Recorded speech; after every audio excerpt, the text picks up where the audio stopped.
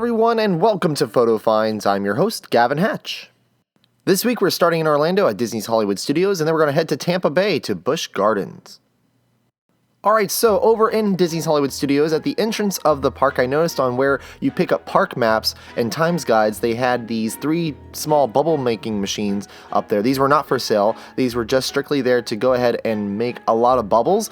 I don't know why this is here. I've never seen this before. This is cool though. Lots of kids, of course, having a lot of fun just reaching for bubbles. I've noticed a lot lately that when I go to the parks, there are bubbles everywhere. I mean, a lot more than usual.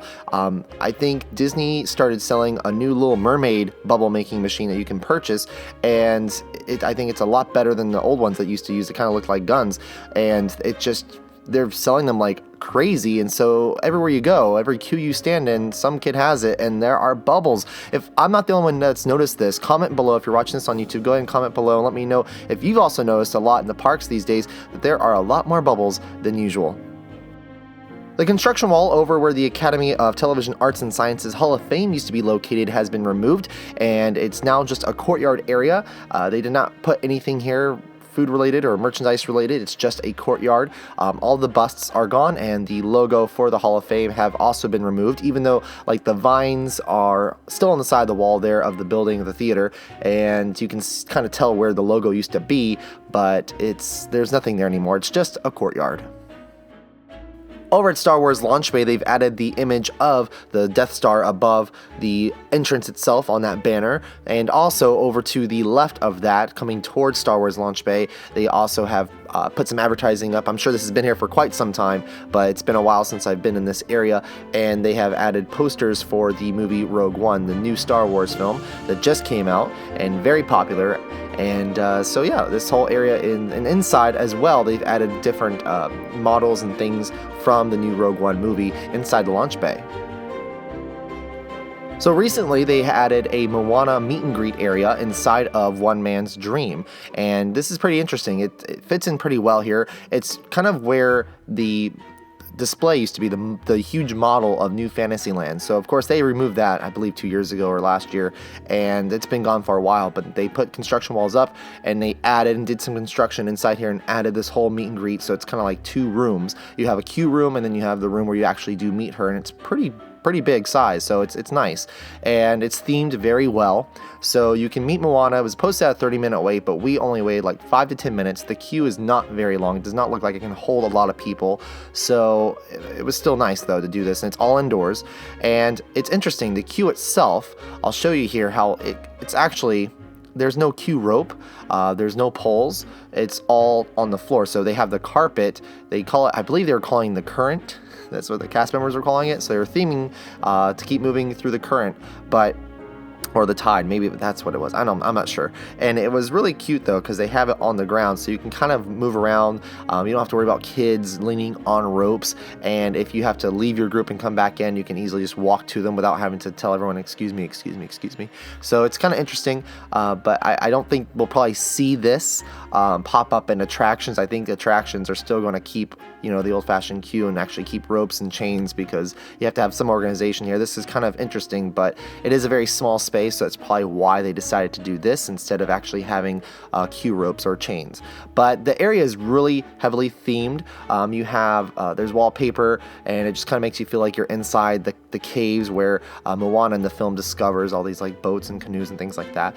And then you have there's some projections going on of a waterfall, and you don't walk through that, but you walk to the right of that. After you walk past that, you're inside the room with her, and it kind of makes you feel like you're on the island, on the beach there, and you're meeting her on the beach, and she'll do a meet and greet with you, and it's really cool. It's neat how they just kind of made this fit in here. It looks like it's always been here, and of course it looks like they can retheme it and change it around whenever the next big Disney movie comes out. So if they want to do another meet and greet here with a different character, obviously it will be easy to switch it over the course of a week or so. And yeah, this is nice. I like it.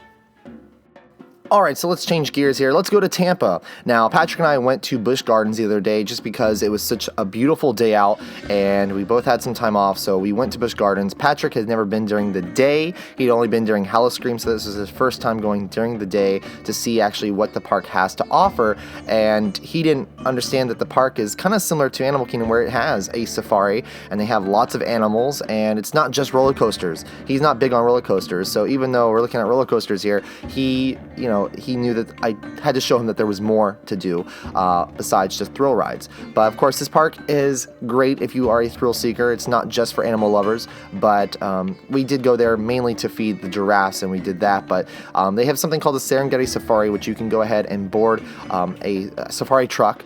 Kind of like if you've ever done Wild Africa Trek at Animal Kingdom, but it's not as long. It's a 30-minute experience. It's $30. You get on this truck and you go out into the safari, which I think it was like 62 acres. It's a huge area, and it's in the back of the park, and you can see the Cheetah Hunt roller coaster, and it's really neat how the animals have adapted to, of course, the noises of these coasters, and also people. They don't get too scared or frightened. They're used to it, but they have a lot of just beautiful animals out there that are, they're of course taken care of very well, and they have all this space to roam, and you just kind of go through on the truck. They stop, and it's a small group setting. It's not a lot. We only had like 8 other people in our group, 6 to 8 other people, and you get to feed a giraffe.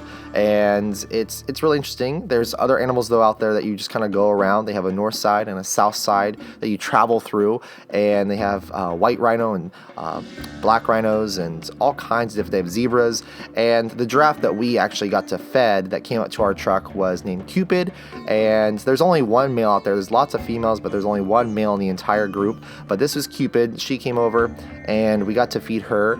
You do feed them lettuce, and we got to do a couple of times just because we didn't have a huge group, so we were able to feed them multiple times. But it's really great. It's definitely worth $30, that's for sure, because again, it's about a 30 to 40 minute experience, and it's highly educational, and it's a lot of fun. And there's a photographer there as well.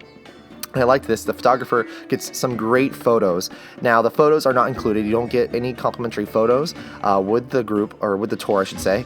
And you do get to purchase them, though, afterwards, immediately afterwards. And they have different photo packages and prices and things like that. And we got like a 6x8, I think, for $20. And it's just really fun. And if you like animals, I highly encourage you to do this. Now, this is something Animal Kingdom does not offer. You don't have any type of feeding giraffes there on their safari, but of course I still recommend going to Animal Kingdom if you're here in Orlando. But it's really a great experience, and it was a beautiful day, that is for sure. Now, something I really love about Busch Gardens is they do have lions and also huge apes and all types of different animals. And I love that they have this here. I mean, this is terrifying for some, but you can actually go inside here in this enclosure with the tigers and put your head up in this like fishbowl type of deal, and you put your head up in there and you can get really close to these animals. It's a huge enclosure though, so you might not always be able to have the lion be near you, but we got lucky and got some great shots there. And then walking through the park, they have stilt walkers that are so neat. I wish that like Disney and Universal and other parks had these types of stilt walkers. They are not just people on stilts, and you can clearly see that, but they are fully like costumed with these elaborate, huge costumes, and they're puppeteers. Now, they kind of reminded me of not Illuminations, but the Tapestry of Dreams, Tapestry of Nations parade that Epcot used to do back in the day, early 2000s, back during the millennial celebration. But this is, it's really fun. These are some fun stilt walkers, and it's beautiful costumes, and interact with guests, and they do like a show and a performance there, and this is just a really great thing to do because kids love these stilt walkers, and I just think it's a great idea to have these kind of like using them as puppeteers on stilts, not just stilt walkers. But it was a really fun day. I love Busch Gardens. I wish I could show you guys more. But that will be it for this week's episode of Photo Finds. I hope all of you have a great week. I hope you have a Merry Christmas and have a safe holiday. I hope you get to see your family and your friends and everyone that's really special to you, and just make it a great holiday. And I will see you here, guys, next week. Make sure you subscribe to Attractions Magazine, though, in the meantime. And also make sure you subscribe to my personal channel with Patrick. It's Gavin and Patrick. We we really hope you subscribe and enjoy our content that we put out there as well. And of course, everything else here on the Attractions Magazine channel. Until next time, make sure you get out, you have fun, and you enjoy those parks.